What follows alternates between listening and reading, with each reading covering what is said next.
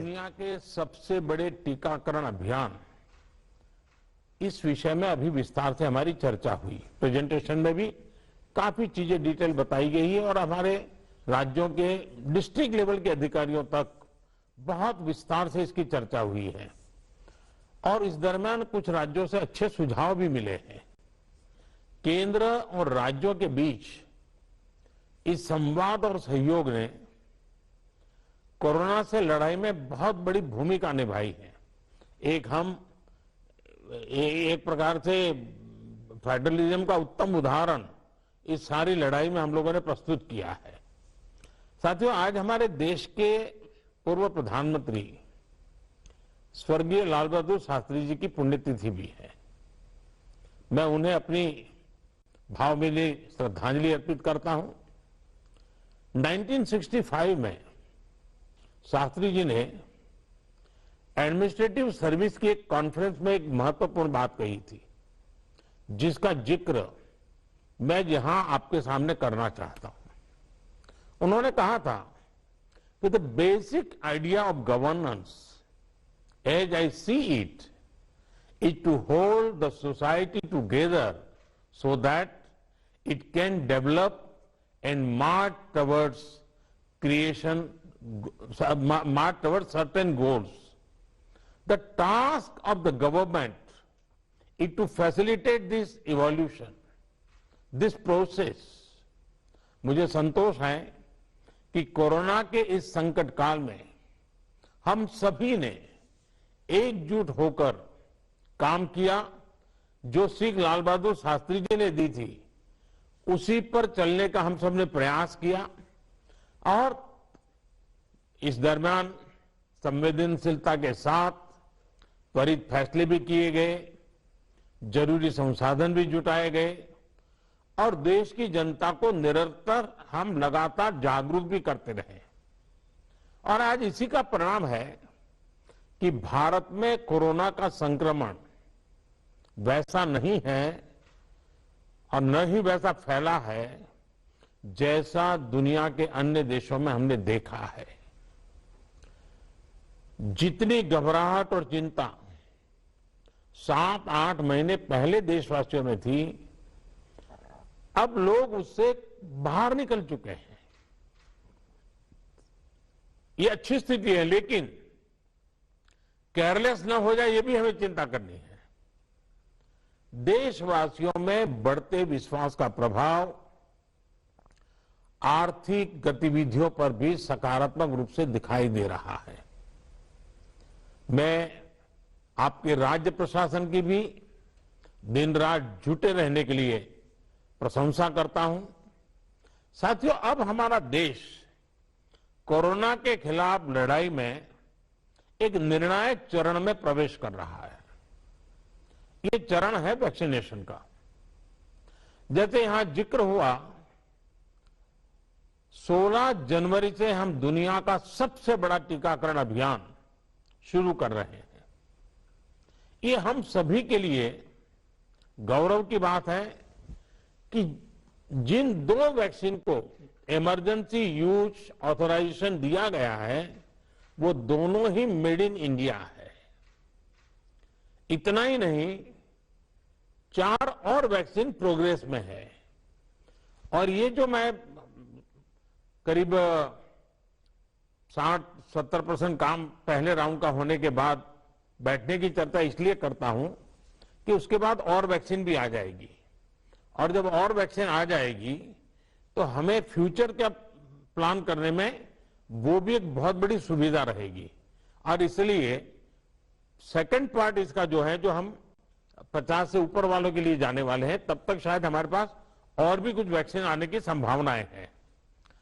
साथियों, देशवासियों को एक प्रभावी वैक्सीन देने के लिए हमारे एक्सपर्ट्स ने हर प्रकार की सावधानियां बरती हैं और अभी साइंटिफिक कम्युनिटी की तरफ से विस्तार से हमें बताया भी गया है।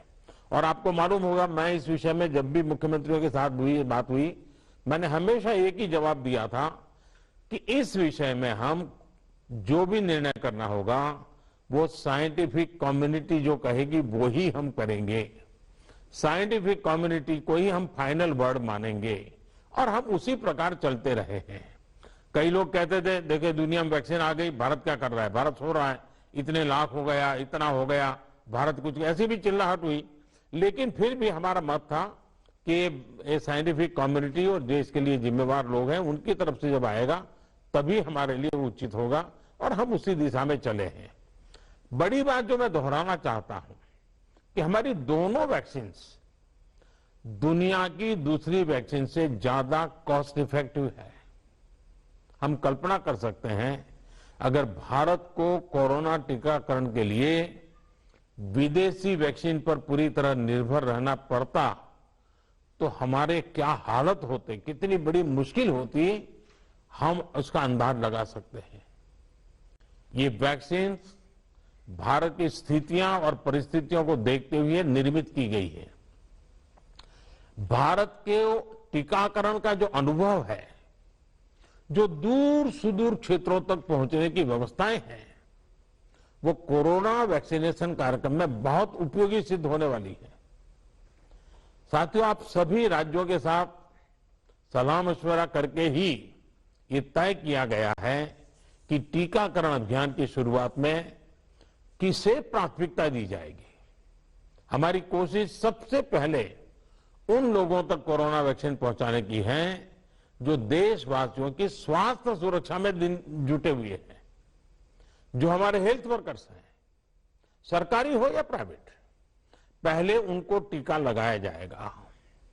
इसके साथ साथ हमारे जो सफाई कर्मचारी हैं, दूसरे फ्रंटलाइन वर्कर्स हैं, सैन्य बल है, पुलिस और केंद्रीय बल है, होमगार्ड है, डिजास्टर मैनेजमेंट वॉलेंटियर समेत तमाम सिविल डिफेंस के जवान हैं, कंटेनमेंट और सर्वेलेंस से जुड़े रेवेन्यू कर्मचारी हैं, ऐसे साथियों को भी पहले चरणों में टीका लगाया जा रहा है। देश के अलग अलग राज्यों के हेल्थ वर्कर्स, फ्रंटलाइन वर्कर्स की संख्या देखें तो एक करीब 3 करोड़ होती है। ये तय किया गया है कि पहले चरण में इन 3 करोड़ लोगों को वैक्सीन देने के लिए जो खर्च होगा वो राज्य सरकारों को वहन नहीं करना है, भारत सरकार इसको वहन करेगी।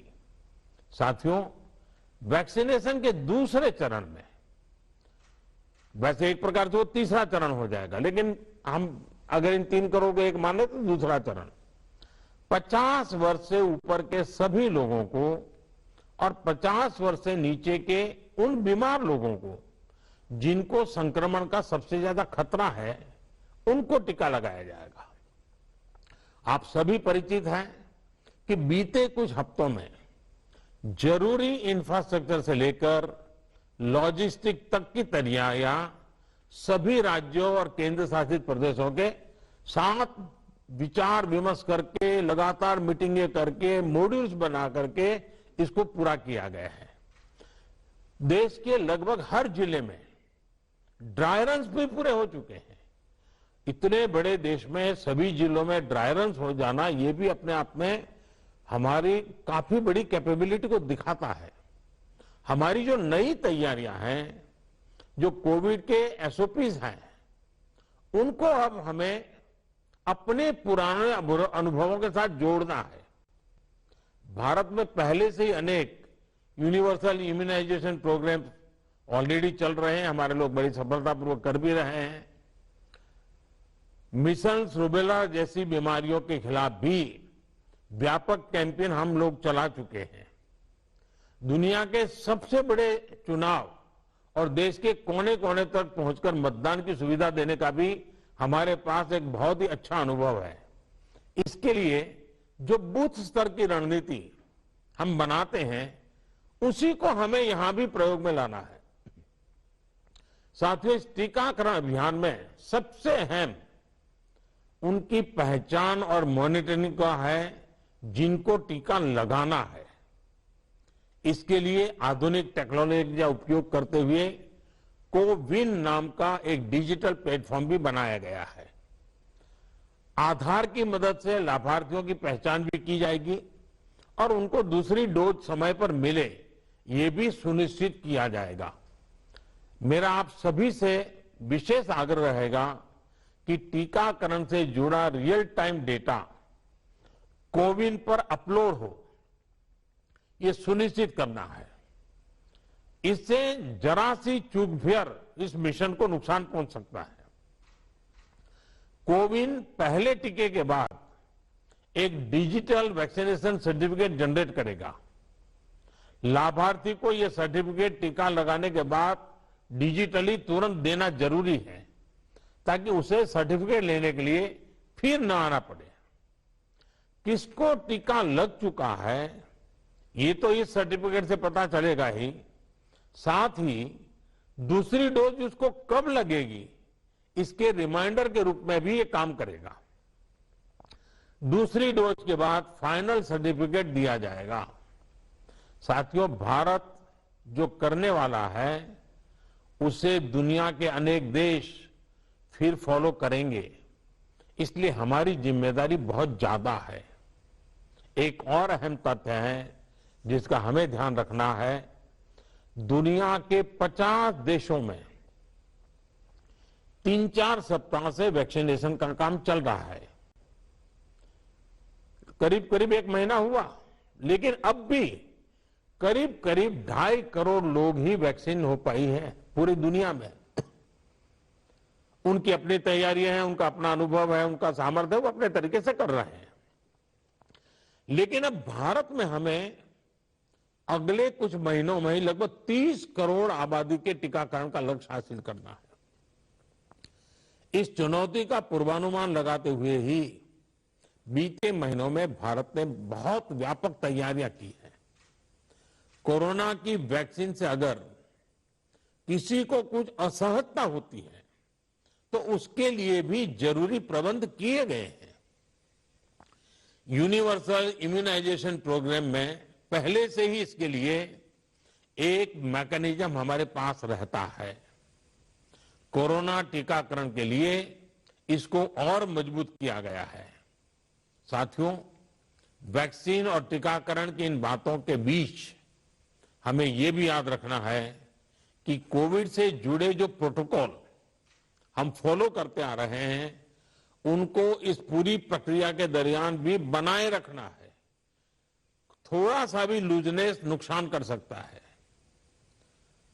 और यही नहीं, जिनको टीका लगाया जा रहा है वो भी संक्रमण को रोकने के लिए जो सावधानियां हम लेते रहे हैं उनको फॉलो करते रहे। ये सुनिश्चित करना ही होगा।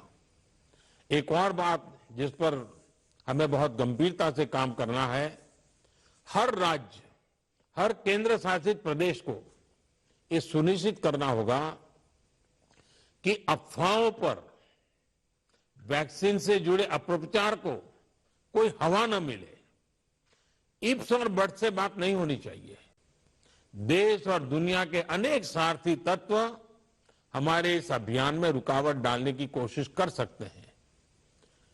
कॉरपोरेट कंपटीशन भी इसमें आ सकती है, कंट्री का प्राइड के नाम से भी आ सकता है, बहुत सी चीजें हो सकती हैं।